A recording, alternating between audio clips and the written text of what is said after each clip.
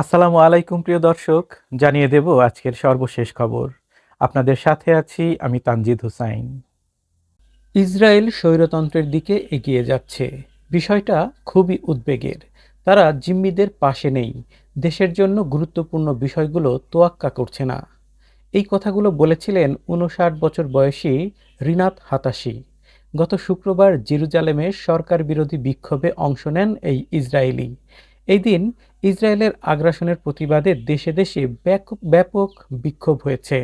গাজায় যুদ্ধবিরতি অব্যাহত রাখা, ফিলিস্তিনের স্বাধীনতাকামী সংগঠন হামাসের হাতে বন্দী থাকা বাকি জিম্মিদের ফিরিয়ে আনা এবং ইসরায়েলের অভ্যন্তরীণ নিরাপত্তা সংস্থা শিন বেতের প্রধান রোনেন বারকে বরখাস্ত করার প্রতিবাদে কয়েকদিন ধরে ইসরায়েলে বিক্ষোভ করছেন দেশটির হাজার হাজার নাগরিক। তাদের মূল ক্ষোভ প্রধানমন্ত্রী বেনিয়ামিন নেতানিয়াহুর বিরুদ্ধে। বিক্ষোভের অংশ হিসেবে গতকাল জেরুজালেমে নেতানিয়াহুর বাসভবনের বাইরে অবস্থান নেন বহু মানুষ। তাদের হাতে ছিল ইসরায়েলের পতাকা ও সরকারের সমালোচনা করে লেখা নানান প্ল্যাকার্ড।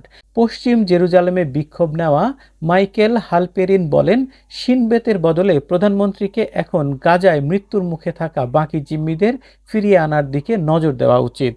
জেরুজালেম ও তেল আবিবে গত বুধবার ও বৃহস্পতিবারে বড় বিক্ষোভ হয়। এদের মধ্যে বৃহস্পতিবার এই দুই এলাকা থেকে অন্তত ১২ বিক্ষোভকারীকে গ্রেপ্তার করে পুলিশ। আগের দিন বুধবার জেরুজালেম ও নেতানিয়াহুর সরকারি বাসভবনের কাছে সড়কগুলোয় অবস্থান নেন হাজার হাজার মানুষ। তাদের অনেকের স্লোগান ছিল, এখনই জিম্মি মুক্তির চুক্তি করুন। ২০২৩ সালের ৭ অক্টোবর ইসরায়েলে হামলা চালিয়ে ২ শতাধিক ব্যক্তিকে জিম্মি করে গাজায় নিয়ে যায় হামাস। এরপর কয়েক দফায় বেশ কয়েকজন জিম্মিকে মুক্তি দেওয়া হয়েছে। এছাড়া গত ১৯ জানুয়ারি শুরু হওয়া প্রথম ধাপের যুদ্ধবিরতির সময় ৩৮ জনকে মুক্তি দেওয়া হয়।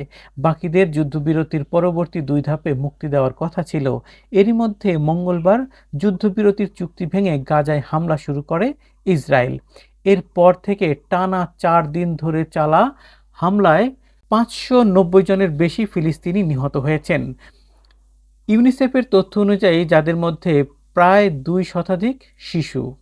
গাজায় ১৭ মাসের বেশি সময় ধরে চলা হামলায় ৪৯,৬১৭ জন নিহত হয়েছেন বলে জানিয়েছেন স্থানীয় স্বাস্থ্য মন্ত্রণালয়। এরই মধ্যে নতুন করে হামলার প্রতিবাদে সোচ্চার হয়েছেন নানান দেশের মানুষ। গতকাল দিবাগত রাত পর্যন্ত পাওয়া খবর অনুযায়ী ইসরায়েলের নৃশংসতার প্রতিবাদ জানিয়েছে বাংলাদেশ, পাকিস্তান, ইরাক, জর্ডান ও ইন্দোনেশিয়ায় বিক্ষোভ হয়েছে। গাজায় ইসরায়েলের নির্মম হামলার প্রতিবাদে গতকাল বড় বিক্ষোভ হয়েছে পাকিস্তানের বিভিন্ন অঞ্চলে। এর মধ্যে রাজধানী ইসলামাবাদে ইসরায়েলের মিত্রদেশ যুক্তরাষ্ট্রের দূতাবাস ঘেরাও করেন জামায়াতে ইসলামী পাকিস্তানের সদস্য ও সমর্থকেরা। পাকিস্তানে যুক্তরাষ্ট্রের বিভিন্ন কনসুলেট ঘেরাও করা হয়। এ সময় যুক্তরাষ্ট্র ও ইসরায়েলের পতাকায় আগুন দেন বিক্ষোভকারীরা। রাজনৈতিক দল জেআই এর প্রধান নাঈম উর রহমান বলেন, সারা বিশ্বের মতো পাকিস্তানেও নিপীড়কদের বিরুদ্ধে সোচ্চার থাকবে। এর আগে জাতিসংঘে পাকিস্তানের রাষ্ট্রদূত মুনির আকরাম গাজায় ত্রাণ সহায়তা প্রবেশ ও দ্বিরাষ্ট্রীয় সমাধানের প্রয়োজনীয়তার কথা তুলে ধরেন। গাজায় হামলার প্রতিবাদে মধ্যপ্রাচ্য ও বিক্ষোভ সমাবেশ হয়েছে। জর্ডানের রাজধানী আম্মানে গতকাল জুম্মার নামাজের পর বিক্ষোভ করেন হাজার হাজার মানুষ। তাদের হাতে জর্ডানের পাশাপাশি ফিলিস্তিনের পতাকা দেখা যায়। ইসরায়েল বিরোধী নানা স্লোগান দেন তারা।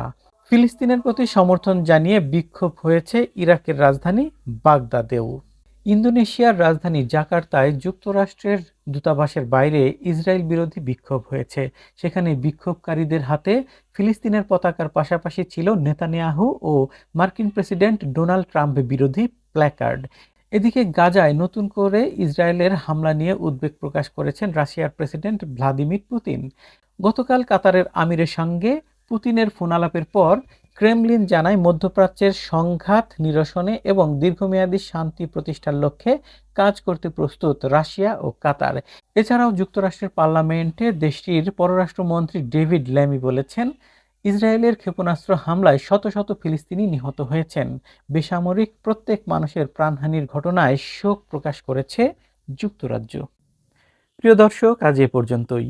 নতুন কোনো খবর নিয়ে আবারও হাজির হব, সে পর্যন্ত সবাই ভালো থাকবেন।